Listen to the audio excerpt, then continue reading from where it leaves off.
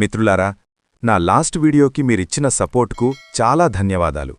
మీ ప్రేమ support వల్ల నాకు ఇంకా మంచి కథలు చేయాలనే ఉత్సాహం వస్తోంది. కానీ వీడియో చూసిన చాలామంది ఇంకా సబ్స్క్రైబ్ చేయలేదు, లైక్ కూడా చేయలేదు. ఈ కథ మీకు నచ్చితే దయచేసి కింద ఉన్న సబ్స్క్రైబ్ బటన్ను క్లిక్ చేసి పక్కన ఉన్న బెల్ ఐకాన్ మీద ట్యాప్ చేసి నోటిఫికేషన్స్ను ఆల్లో పెట్టండి. అలా చేస్తే నేను చేసే ప్రతి కొత్త వీడియో మీకు వెంటనే వస్తుంది. మీ సపోర్ట్ నాకు చాలా ముఖ్యం. అందరికీ మరోసారి ధన్యవాదాలు. ఇప్పుడు కథను ప్రారంభిద్దాం. 60 ఏళ్ల పాతకాలపు మనిషి. ఈ ఊరికి కరెంటు వస్తే పల్లెటూరి స్వచ్ఛత పాడవుతుందని, మనుషులు సోమర్లు అవుతారని గట్టిగా నమ్మేవాడు. ఊర్లో అందరూ ఇతని మాటకు కట్టుబడి ఉంటారు. కథలో మార్పును అడ్డుకునే ప్రధాన అడ్డంకి ఇతనే. పట్నంలో చదువుకుని తన ఊరి బాగుకోసం తిరిగివచ్చిన యువకుడు.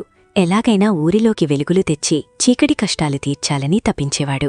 కథలో ఆధునిక ఆలోచనలకు, పోరాటానికి ఇతను ప్రతిరూపం. చీకట్లో ఆముదం దీపం వెలుతుర్లో చదువుకుంటూ కళ్ళు పాడు చేసుకుంటున్న పల్లెటూరి ఆడపిల్ల. కరెంటు లేకపోవడం వల్ల ఇంట్లో ఆడవాళ్లు పడే కష్టాలను, రుబ్బురోలు బాధలను కథలో తెలియజేసే ముఖ్యమైన పాత్ర. వీరయ్యకు ఎప్పుడూ వంతపాడే మనిషి. పైకి వీరయ్యకు భయపడినా లోపల మాత్రం కరెంటు వస్తే విసనకర్ర పక్కన పడేసి ఫ్యాన్ గాలి పీల్చుకోవచ్చు కదా అని ఆశపడేవాడు. ఇతని మాటలు కథలో చక్కటి హాస్యాన్ని పండిస్తాయి. సూర్యుడు అస్తమిస్తున్నాడు. ఆ ఊరి పేరు చీకటిపాడు. పేరుకు తగ్గట్టే ఆ ఊర్లో స్వాతంత్ర్యం వచ్చినప్పట్నుండి నేటి వరకు కరెంటు స్తంభమనేది పడలేదు. సాయంత్రం 6 దాటితే చాలు, ఊరంతా ఆముదం దీపాలు, కిరోసిన్ బుడ్డీలతోనే బతుకు వెళ్లదీస్తుంటుంది.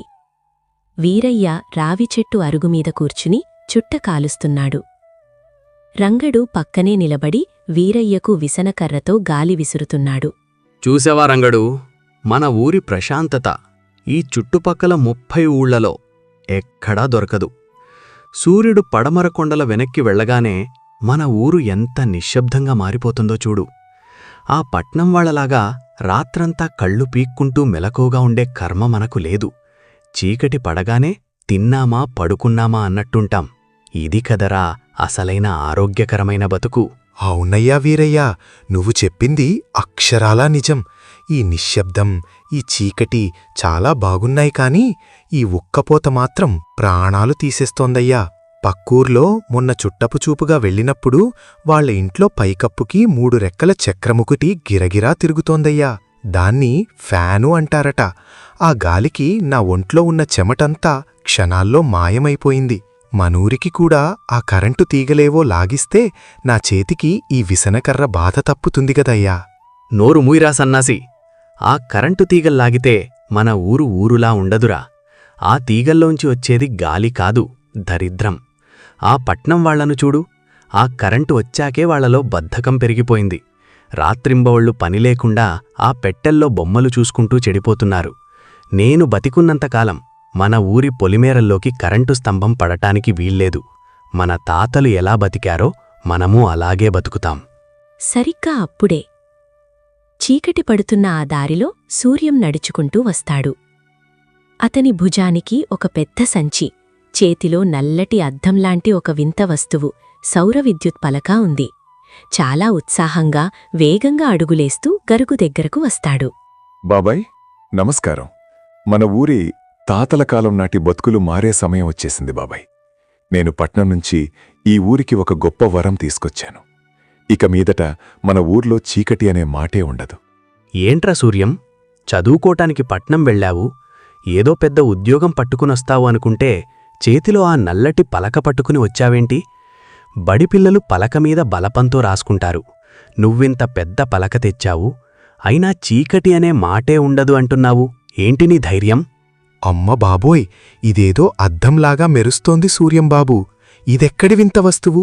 దీన్ని పట్టుకుంటే చీకటెలా పోతుంది బాబూ? ఈ అద్దంలో చూసుకుంటే మన ముఖాలు పగలుపూట ఎలాగో చీకట్లో కూడా అలాగే కనిపిస్తాయా ఏంటి? ఇది ముఖం చూసుకునే అద్దం కాదు రంగన్న, ఇది సూర్యుణ్ణి బంధించే అద్దం. పగలుపూట ఈ అద్దం మీద ఎండపడితే చాలు, ఆ ఎండను ఇది లోపలికి లాక్కుంటుంది.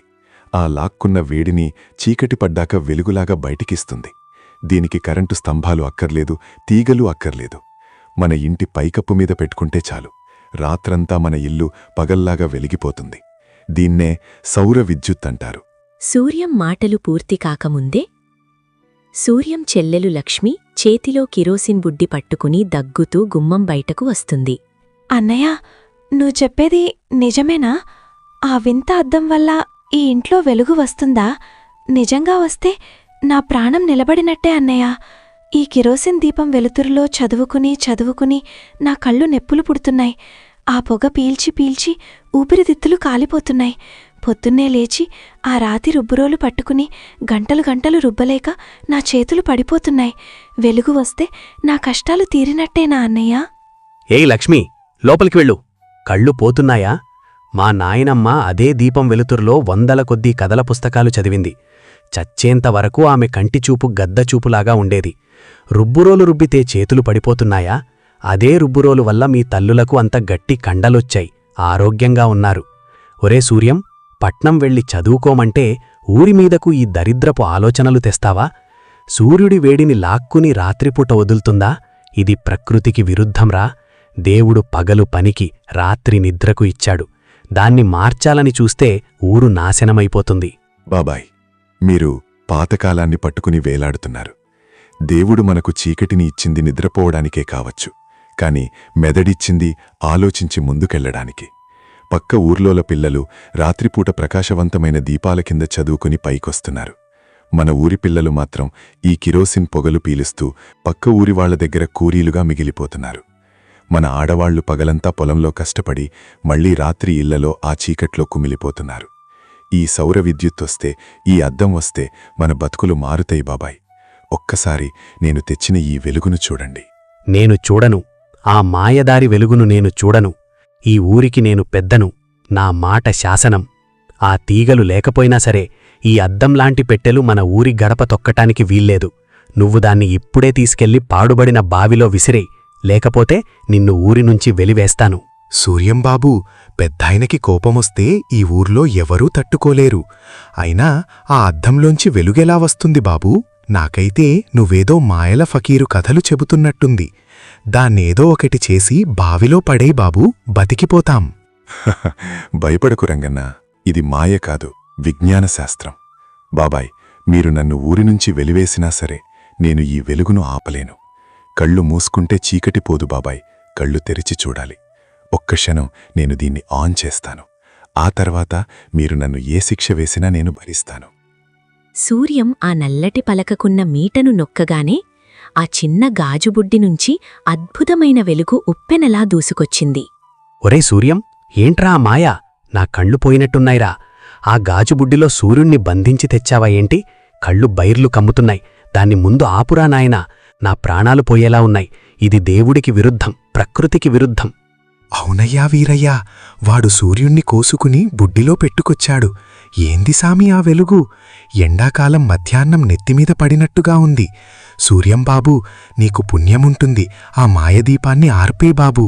నాకైతే మంత్రాలు తంత్రాలు చేసి దెయ్యాన్ని తీసుకొచ్చినట్టు భయంగా ఉందయ్యా. బాబాయ్, ఇది మాయ కాదు, మంత్రం కాదు. భయపడకుండా కళ్ళు తెరిచి చూడండి. ఇది మీ కళ్లను ఏం చేయదు. చీకట్లో కూడా మన బతుకుల్లోకి పగటి వెలుగును తీసుకొచ్చిన అద్భుతమైన విజ్ఞానమిది. రంగన్న, నువ్వు చెట్టు వెనుక నుంచి బయటికిరా. ఈ గాజు బుడ్డి నిన్ను కరవదు, భయపడకు. అన్నయ్య, నా కళ్ళకు ఎప్పుడూ లేనంత హాయిగా ఉంది. కిరోసిన్ దీపం కింద అక్షరాలు పురుగులు పాకుతున్నట్లు కనిపించేవి. ఇప్పుడు చూడు, ముత్యాల్లా ఎంత స్పష్టంగా ఉన్నాయో. ఈ వెలుతురులో నేను రాత్రంతా చదువుకున్నా నా కళ్ళు ఏమీ కావన్నయ్యా. నా జీవితానికి నువ్విచ్చిన అతిపెద్ద వరం ఈ వెలుగు. ఏందీ చౌద్యం? సూర్యంబాబూ, దీని లోపల మట్టి నూనె లేదు కదా, మరి ఏ నూనె పోశావు సామి? లోపల చూస్తే ఒత్తి కూడా లేదు, పైగా పొగ రావడం లేదు. లోపలేమైనా మినుగురు పురుగులను గుప్పెడు పట్టి వదిలావా ఏంటి? మంట లేకుండా వెలుగెలా వస్తుందయ్యా? రంగన్న, దాన్ని విద్యుత్తు అంటారు. పగలుపూట ఆ సూర్యున్నుంచి వచ్చే వేడిని ఈ నల్లటి పలక పీల్చుకుని ఒక చిన్న డబ్బాలో దాచిపెడుతుంది. రాత్రి కాగానే ఆ దాచిపెట్టిన శక్తి ఈ తీగలగుండా ప్రయాణించి ఆ గాజుబుడ్డిలో వెలుగుగా మారుతుంది. దీనికి నూనె అక్కర్లేదు, ఒత్తి అక్కర్లేదు, పొగ అస్సలు రాదు. మన ఊరి ప్రజలు రోజు ఎదుర్కొనే చీకటి కష్టాలకు ఇది ఒక్కటే శాశ్వతమైన మందు. ఆపుటావానీ సోది. విజ్ఞానం, అద్దం, తీగలు ఇవన్నీ మన పల్లెటూరికి పనికిరాని మాటల్రా సూర్యం. నువ్వు తెచ్చిన ఈ మాయబుడ్డి వల్ల మన ఊరి కట్టుబాట్లు నాశనమైపోతాయి. ఎందుకు నాశనమైపోతాయి పెద్దాయనా? చీకట్లో కుమిలిపోతూ పొగ పీల్చుతూ మేము రోగాలు తెచ్చుకోవడమే కట్టుబాటా? ఆడవాళ్లు వంటగదిలో కిరోసిన్ దీపం వెలుతురు సరిపోక చేతులు కాల్చుకుంటున్నారు. ఎవరైనా పాము కాటుకు గురైతే చీకట్లో దారి కనిపించక ప్రాణాలు వదులుతున్నారు. వెలుగు వస్తే ప్రాణాలు నిలబడతాయి కాని కట్టుబాటు ఎలా కూలిపోతాయి పెద్దాయనా? ఆడపిల్లవి, నీకు లోకం తీరు తెలియదమ్మా. ఈ వెలుగు ఎప్పుడైతే వస్తుందో రాత్రిపూట ఎవ్వరూ నిద్రపోరు. అరుగుల మీద కూర్చుని పనికిమాలిన కబుర్లు చెప్పుకుంటారు. పొద్దున్నే లేచి పొలానికి వెళ్లాలంటే ఒళ్ళు బరువెక్కుతుంది, సోమరితనం పెరుగుతుంది, దొంగలు సులభంగా ఊళ్ళోకి వస్తారు, మన ప్రశాంతత గాలిలో కలిసిపోతుంది. సూర్యం, నేను చెప్తున్నాను విను. ఈ అద్దం పెట్టను నువ్వు తీసుకుపోతావా, లేక నన్ను పగలగొట్టమంటావా? బాబాయ్, మీరు పెద్దవారు, నేను మిమ్మల్ని ఎదిరించలేను. కాని మీ పంతం కోసం ఈ ఊరి భవిష్యత్తును చీకట్లో నెట్టకండి. పట్నంలో అందరూ పగలు రాత్రి తేడా లేకుండా కష్టపడి పైకొస్తుంటే మనం మాత్రం ఇంకా గుడ్డివాళ్లలాగే బతుకుతున్నాం. మీకు నా మీద కోపముంటే నన్ను కొట్టండి, కాని ఈ వెలుగును మాత్రం ఆపకండి. కావాలంటే ఒక పందెం వేసుకుందాం బాబాయ్. పందెమా? నాటో పందెం వేసేంత ఎదిగిపోయావరా నువ్వు? ఏంటా పందెం? కేవలం ఈ ఒక్క రాత్రి ఈ సౌర విద్యుత్ పలకను మన గ్రామ పంచాయతీ అరుగుమీద ఉంచుతాను. ఈ గాజుబుడ్డి వెలుగులో ఊరి జనాలు ఎలా సంతోషిస్తారో, వాళ్ల కష్టాలు ఎలా తీరుతాయో మీరే కళ్ళారా చూడండి. రేపు పొద్దున సూర్యుడు ఉదయించేలోపు ఈ వెలుగు వల్ల ఊరికి ఒక్క చిన్న నష్టం జరిగిందని మీరు నిరూపించిన రేపు ఉదయం నా చేతులతో నేనే ఈ పలకను ముక్కలు ముక్కలుగా పగలగొట్టి నా బట్టలు సర్దుకుని మళ్లీ పట్నం వెళ్ళిపోతాను. ఈ ఊరివైపు కన్నెత్తి కూడా చూడను. ఒప్పుకుంటారా బాబాయ్? సూర్యం చేసిన సవాలుకు వీరయ్య ఆలోచనలో పడ్డాడు. తన పంతం నెగ్గించుకోడానికి ఇది మంచి అవకాశమనిపించింది. అయ్యా వీరయ్యా, వాడు చెప్పేది కూడా విందాం స్వామి. ఈ రాత్రికి ఈ గాజుబుడ్డిని అరుగుమీద పెడితే దొంగలెవరైనా వస్తే మనకు ఇట్టే దొరికిపోతారు కదా సామి. రేపు పొద్దున్నే దీనివల్ల జనాలకు సోమరితనం వచ్చిందని చెప్పి వాడి చేతే దాన్ని పగలగొట్టిద్దాం. అప్పుడు నీ పంతం నెగ్గుతుంది, వాడి పొగలు తగ్గుతుంది. నా మాట వినవయ్యా. సరే సూర్యం, నీ పందెం నేను ఒప్పుకుంటున్నాను. ఈ ఒక్క రాత్రికి ఈ పలకను పంచాయతీ అరుగుమీద పెట్టు. కాని రేపు పొద్దున్నే ఈ వెలుగు వల్ల జనాలు నిద్రపోలేదని, ఊరి శాంతి పోయిందని నేను నిరూపిస్తాను. అప్పుడు నువ్వు దీన్ని ముక్కను చెయ్యాల్సిందే. అన్నయ్య, ఎందుకొచ్చిన పందమన్నయ్య? పెద్దాయన ఎలాగైనా మంకుపట్టు పట్టి నెగ్గాలని చూస్తాడు. ఒకవేళ నిజంగానే ఈ పలకను పగలగొట్టాల్సి వస్తే మన ఊరి బతుకులు ఎప్పటికీ చీకట్లోనే ఉండిపోతాయి. భయపడకు చెల్లి, వెలుగును చూసిన ఏ కన్ను మళ్లీ చీకటిని కోరుకోదు. ఈ రాత్రి ఈ వెలుగు మన ఊరి ప్రజల మనస్సుల్లో ఉన్న చీకటిని కూడా పారద్రోలుతుంది. అప్పుడు వీరయ్య బాబాయ్ స్వయంగా వచ్చి ఈ పలకను తన నెత్తిన పెట్టుకుని మోస్తాడు చూడు. సూర్యం ఎంతో ఆత్మవిశ్వాసంతో ఆ సౌర విద్యుత్ పలకను తీసుకుని పంచాయతీ అరుగువైపు నడిచాడు. వీరయ్య మాత్రం తన పంతం నెగ్గించుకోవడానికి రేపు ఉదయం ఎలాంటి సాకు చెప్పాలా అని ఆలోచిస్తూ తన గుడిసెవైపు వెళ్లాడు.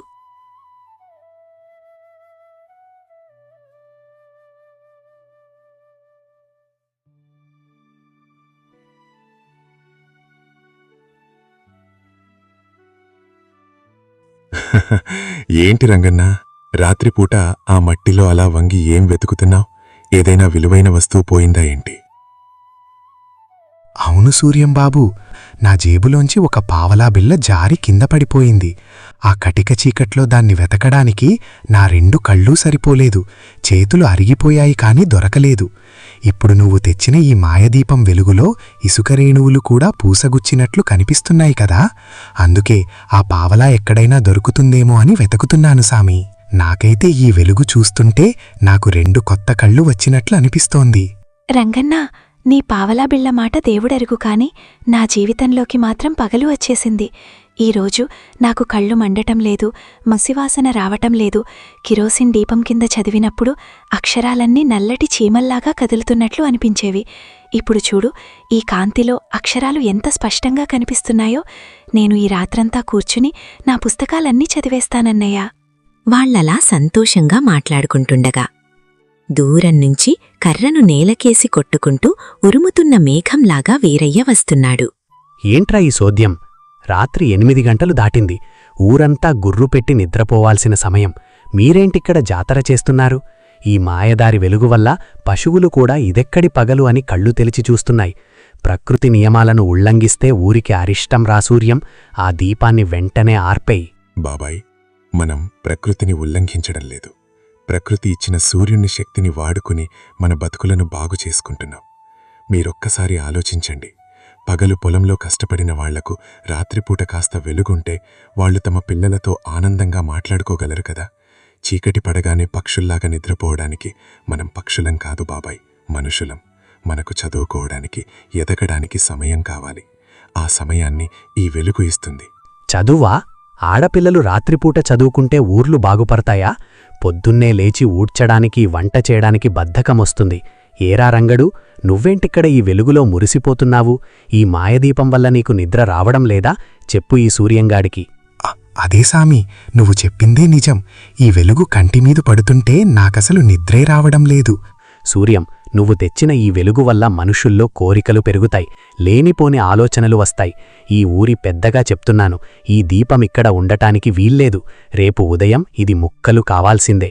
వీరయ్య కోపంగా అరుగుమీదకు ఎక్కుతూ ఆ దీపాన్ని లాగేయడానికి చెయ్యి చాచబోయాడు. అయ్యా పెట్టాయనా, కదలకవయ్యా, ఆగు. నీ కాలి కింద పాము, త్రాచుపాము. అమ్మ బాబోయ్, అన్నయ్య, పెద్దాయన కాలి కింద పాము. సూర్యం ఒక్క క్షణం కూడా ఆలోచించలేదు. వెంటనే పక్కనే ఉన్న ఒక పెద్ద పొడవాటి కర్రను తీసుకుని పాము పడగమీద కాకుండా దానికి అడ్డుగా గట్టిగా నేలకేసి కొట్టాడు. ఆ శబ్దానికి భయపడిన ఆ త్రాచుపాము వీరయ్యను వదిలేసి వేగంగా చీకటి పొదల్లోకి పారిపోయింది. సామి, వీరయ్యా, బతికిపోయావు సామి. ఆ దీపం పుణ్యమా అని ఆ పాము నా కంటపడింది. అదే మనం రోజూ ఉండే కటిక చీకటైతే ఆ పాము నిన్ను కాటేసేది సామి. మన ఊర్లో వైద్యుడు కూడా లేడు. నువ్వు దేవుడి దగ్గరికి వెళ్ళిపోయేవాడివి. ఈ వెలుగు దేవుడికి విరుద్ధం కాదు సామి, సాక్షాత్తు ప్రాణాలు కాపాడే దేవుడే.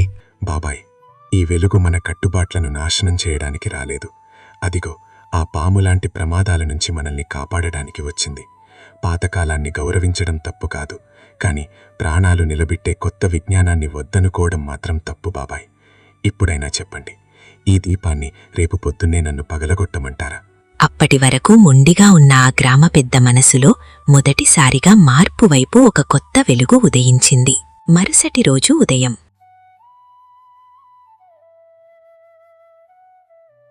సూర్యుడు పల్లెటూరు మీద తన బంగారు కిరణాలను పరుస్తున్నాడు. మామూలుగా అయితే ఏ పంచాయతీ గొడవకు అరుగు దగ్గరకు వచ్చే వీరయ్య ఈరోజు చాలా ప్రశాంతమైన ముఖంతో ముఖాన పెద్ద బొట్టు పెట్టుకుని పంచాయతీ అరుగు దగ్గరకు వచ్చాడు. అప్పటికే సూర్యం ఆ సౌర విద్యుత్ పలకను జాగ్రత్తగా తుడుస్తున్నాడు. సూర్యం, పొద్దుటే లేచి అద్దం తుడుస్తున్నావా? నేను నిన్న రాత్రి వేసిన పందెం ప్రకారం సూర్యుడు ఉదయించేలోపు ఈ దీపం వల్ల ఊరికి నష్టం జరిగిందని నేను నిరూపించాలి. లేకపోతే ఈ పలకను నువ్వు పగలగొట్టాలి కదా? అవును బాబాయ్, నిన్న రాత్రి నేను పందెం ఒప్పుకున్నాను. మీరు పెద్దవారు, మీ మాటకి ఎదురులేదు. ఆ పలకను పగలగొట్టడానికి నేనే స్వయంగా ఒక రాయి కూడా తెచ్చి పక్కన పెట్టాను. మీ ఆదేశం కోసం ఎదురు చూస్తున్నాను బాబాయ్. ఒరే పిచ్చి సూర్యం, ఆ రాయి పగలగొట్టాల్సింది ఈ అద్దాన్ని కాదురా, ఇన్నాళ్లుగా నా బుర్రలో గూడు కట్టుకుపోయిన మొండి పంతాన్ని. నిన్న రాత్రి ఆ దీపం వెలుగులో ఆ త్రాచుపామును నేను చూడకపోయుంటే ఈ పాటికి నా దేహాన్ని ఊరి బయట ఉన్న శ్మశానంలో కాల్చేసేవాళ్లు. ఈ ఊరికి కరెంటెందుకురా, నా పూర్వీకులలాగే నేను కూడా చీకట్లో బతుకుతాను అని విర్రవీగాను. కాని నా అజ్ఞానం కన్నా కటిక చీకటింకొకటి లేదని నువ్వు తెచ్చిన ఈ చిన్న గాజుబుడ్డి నా కళ్ళు తెరిపించిందిరా. నిజమేనా పెద్దాయనా? అంటే మీరు ఈ వెలుగును మన ఊర్లో ఉండనిస్తారా?